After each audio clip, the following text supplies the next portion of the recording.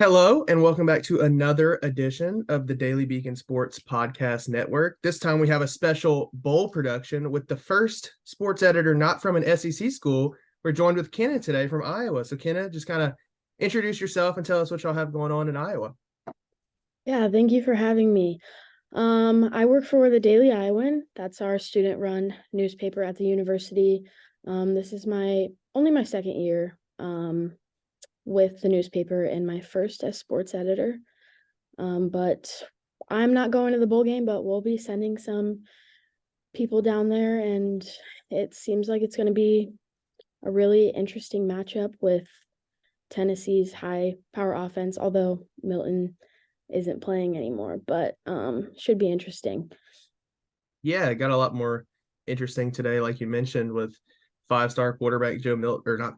Joe Milton was not a five-star. Five-star quarterback Nico Iamaleava is going to be starting in place for Joe Milton, who opted out. So let's start on the offensive side of the ball for Iowa.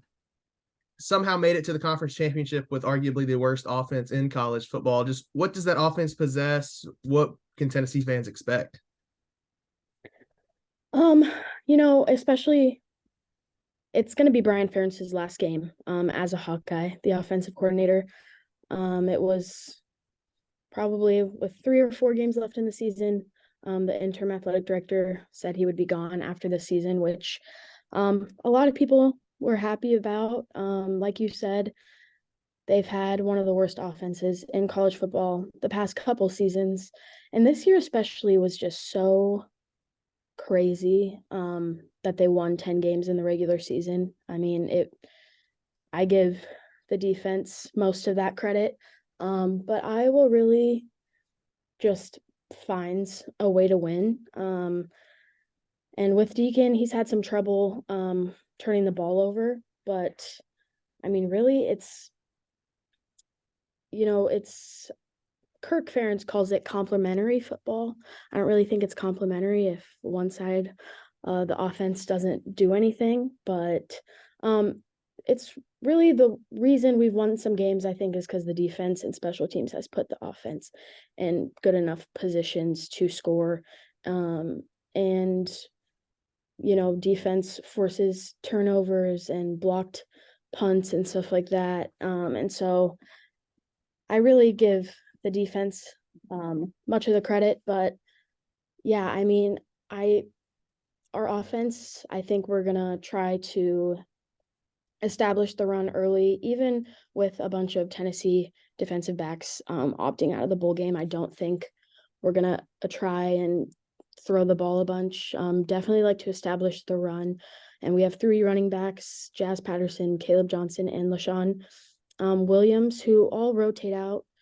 And it's LaShawn Williams. He'll be the starter, but Caleb Johnson, he has that extra gear. He has the speed. Jazz Patterson comes in a lot on third downs, just try to, like, especially third and short, just to um, get a yard or two for the first down. And then LaShawn Williams, he's more of the guy that Iowa has relied on a lot this year. It's probably the best season he's had at Iowa. And like Wisconsin, 79-yard run. So he's the guy that's really had the explosive plays for Iowa on offense this season. Um, as far as our receiving core goes, we're without Luke Lachey, Eric All, Cade McNamara obviously got hurt earlier this season. So I definitely, I think our Iowa's offense would have been better with those 3 guys, most definitely. But when you looked at Penn State game and stuff like that, all McNamara was still in, and the offense still wasn't that great. To be fair, McNamara was always injured when he was playing. But yeah, it's going to be really interesting. I expect Iowa to run the ball a lot, and Deacon Hill cannot turn the ball over. That's what killed them in the Michigan game. It was only 10-0 at halftime. I really thought Iowa had a chance. And Michigan's 2 touchdown drives, were combined less than 10 yards. They really didn't do anything against Iowa's defense. Iowa's offense, handed it to them. So it'll be interesting. Turnovers is a big thing though, for Iowa's offense. You talked about Deacon Hill a little bit. Obviously, Cade McNamara before he got hurt was a kind of, I wouldn't say household name, but most people who followed the sport recognized his name. Transferred, I think, from Michigan to Iowa, kind of recognizable guy.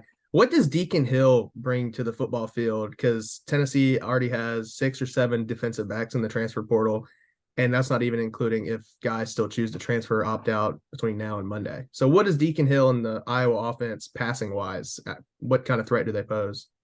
Yeah, I mean, Iowa throws lots of screens, lots of, quick little go routes. I mean, they try and throw a deep ball every once in a while, but I honestly don't remember.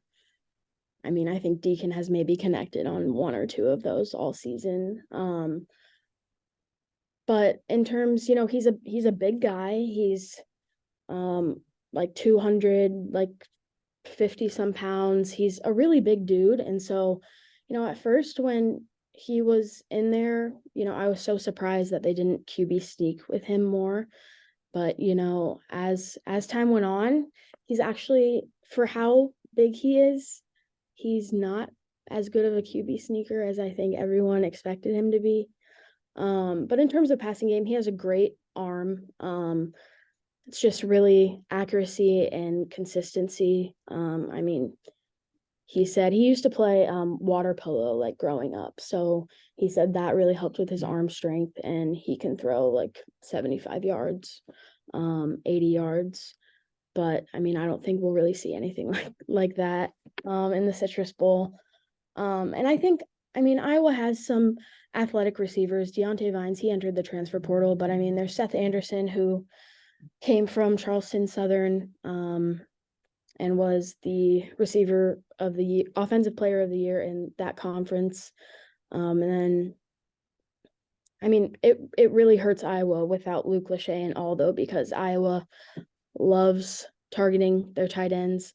And we do have Addison Ostrenga, who's in there now. And he's pretty solid too. I mean, Iowa's great at developing players, and usually, especially tight ends and on the defensive side, if someone gets hurt, someone solid's gonna come in. And so we've seen that with Addison Ostrenga.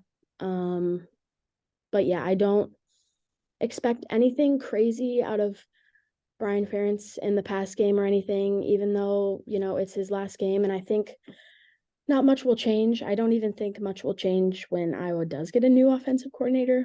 Because I think Iowa has a way of doing things, and I don't think they're gonna stray away from that. I think they're gonna try and find someone that fits into what they do. But I don't know. I definitely think there will be some like extra juice though for the offense, just because the players do really like appreciate Brian, and I think they want to get kind of a last win for him, and it would be Iowa's 11th win on the season. That will be only the 4th time in program history that Iowa's had 11 wins. So, and with Iowa, there has been no opt-outs. It's either injuries or people entering the transfer portal. So, every game is really important at Iowa, especially, I mean, nowadays you see so many players opting out, especially if they're not in a playoff game. And it's kind of become a lot less meaningful. But Iowa players, they said it after the Big Ten championship that no one was going to opt out. They want to all play together one last time, and I think that's just a tribute to like Ferentz and the culture he's built. It's a lot of loyalty, and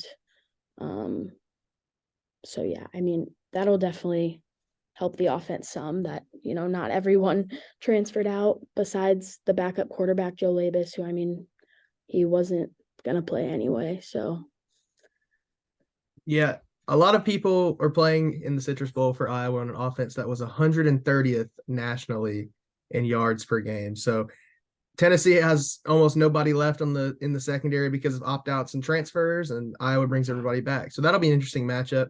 Let's flip to the defensive side for Iowa, which is probably a lot more interesting for you to talk about. Jay Higgins returns, linebacker for Iowa, big pickup, and the Hawkeyes are averaging or allowing 3.99 yards per play, despite the fact that they face a lot of plays because the offense can't stay on the field. So, just big picture, what's the strength of this defense and kind of what has made this defense so good? Yeah. That was another thing I was going to mention quick though, is that the offense has to stay on the field. You know, get first downs and control the time of possession just to give the offense some rest, because we saw versus Penn State and stuff, when the defense is on the field for over half the game, it's just not going to work. But anyway, yeah, the defense, Phil Parker, I mean, he won the Broyles Award, best assistant coach in college football. He has been at Iowa for a long time now. And, when you look at Iowa's defense, there's really not anything special that they do. They don't have a crazy scheme or a bunch of different, calls. They just do the little things really well. And it's very simple when you look at it. But the main thing that they always talk about is, just doing their individual job. And I think a lot of people were questioning how good this defense could be, especially after last year. We lost Jack Campbell, who's in the NFL now, plays for the Lions, and then our other starter at linebacker was Seth Benson. And Iowa's defense gave up 4 yards per game last season, and that was first nationally. And then somehow this year, and they only returned 5 defensive starters, and then somehow this year, our defense is allowing less yards per game. Jay Higgins and Nick Jackson, a Virginia transfer, have seamlessly filled the void of Jack Campbell and Seth Benson. So it really has just been next man up mentality. And then we have Cooper DeJean, who I can't believe I haven't said yet, but he's probably, I think, the biggest loss for Iowa this season. He won Big Ten Defensive Back of the Year and Punt Returner of the Year. He really is a threat in all 3 phases. He played a little bit on offense, like 2 plays, but I think he's more valuable on defense and special teams, that they don't want to risk him getting hurt. But he was a big part of the success of the Iowa defense. He's projected to be a first-round draft pick. He hasn't announced if he's going to come back or not. I wouldn't be shocked either way, especially with Jay Higgins returning. I think that could kind of create a domino effect. Maybe him and Nick Jackson are really good friends, and so I think that could really influence his decision. And then there's Quinn Schulte, a safety, Sebastian Castro, a safety, a lot of solid players. Iowa has a chance to return 9 of its 11 starters next season on defense. So it's crazy to think that they could be even better next season if all those guys come back. But they really just do the small things really well.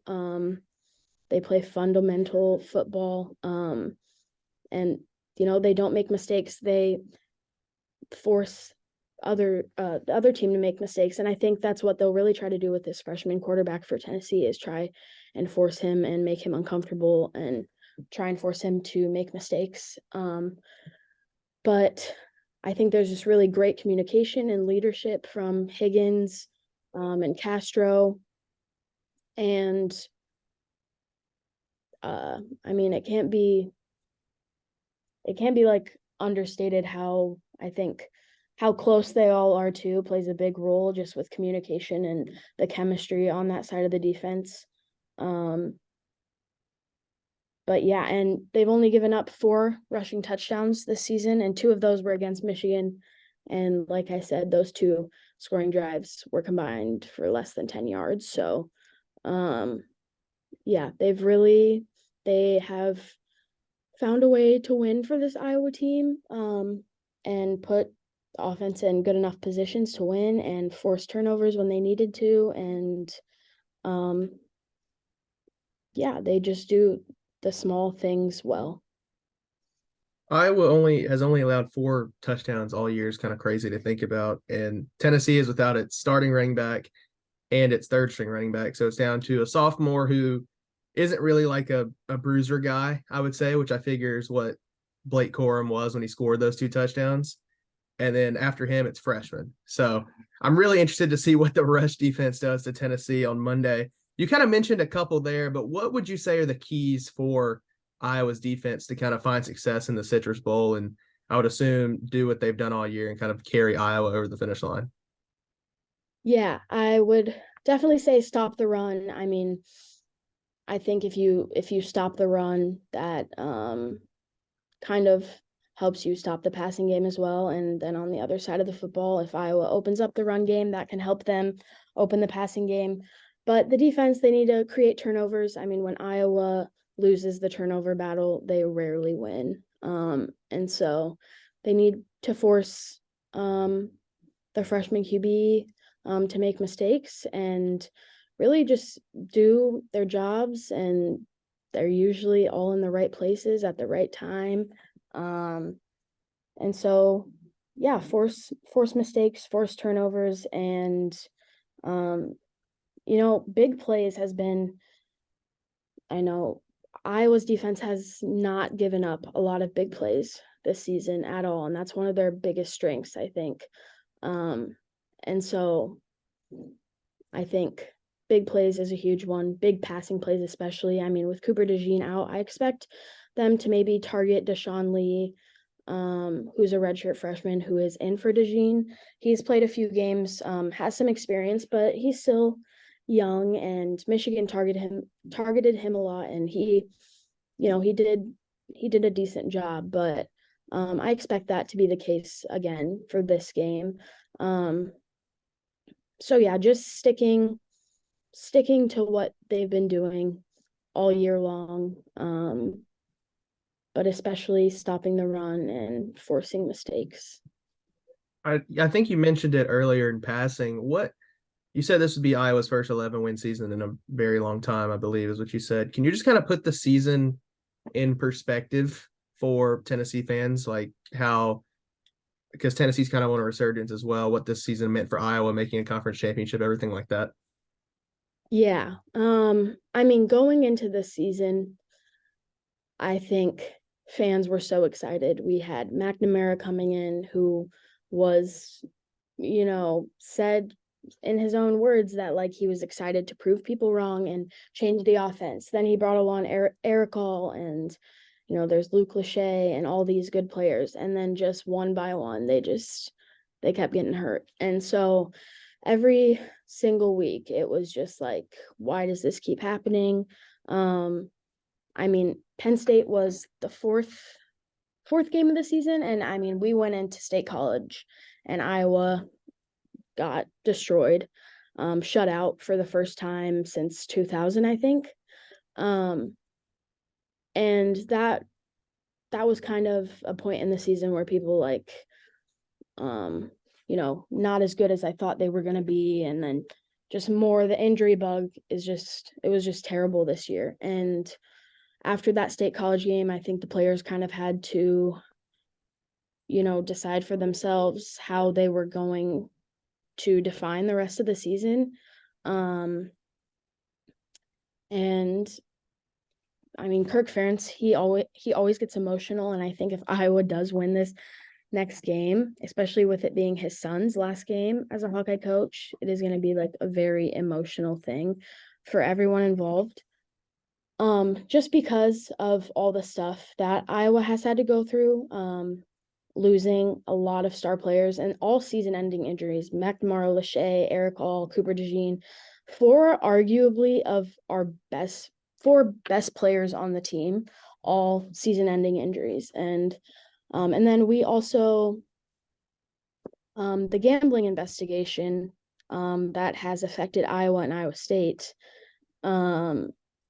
has been a thing this whole year too. I mean, our backup kicker, Aaron Blom, he was off the team before the season started, but there was one player, Noah Shannon, who is a defensive lineman, who it was his 6th year this season, and he has been a great leader and starter for the past couple years, but he allegedly bet on one Iowa basketball game, and he was suspended for the whole entire season. And then after about 7-8 games, that's when the NCAA announced that they were going to like have a meeting and try and decide what to do with the rules, if what the punishment should be.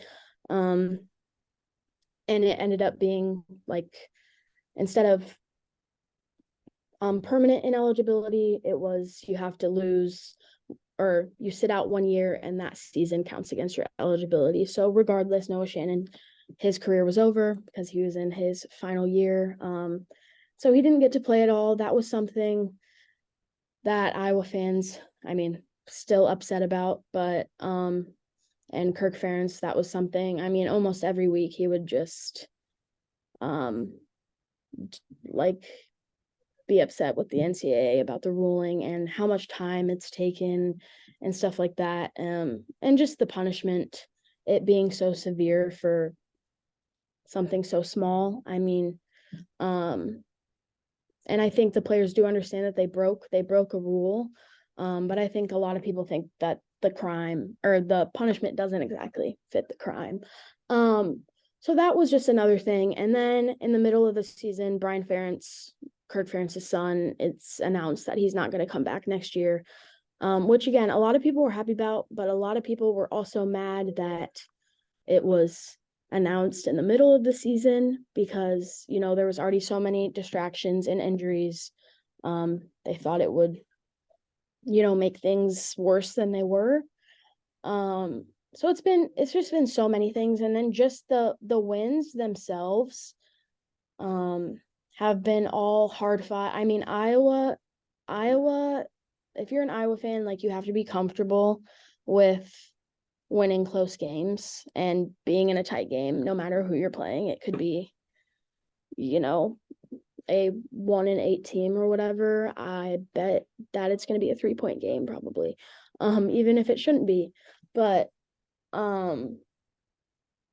it really, I think, just the way the team has responded and responded to adversity and like stuck together has been really impressive. And especially after that Penn State game, getting shut out, I don't think anyone thought Iowa would be in the Big Ten championship. And they somehow got there, even after that heartbreaking loss to Minnesota, which was just a crazy ending. It was Cooper DeJean. He returned a punt for the game-winning touchdown, and it was called an invalid fair catch signal. So that, I mean, I still see controversy over that every day, and that's like a whole another conversation. But I think there's just been little things that have just been like nothing, like why isn't stuff going Iowa's way? Like, why does this keep happening? Blah, blah, blah.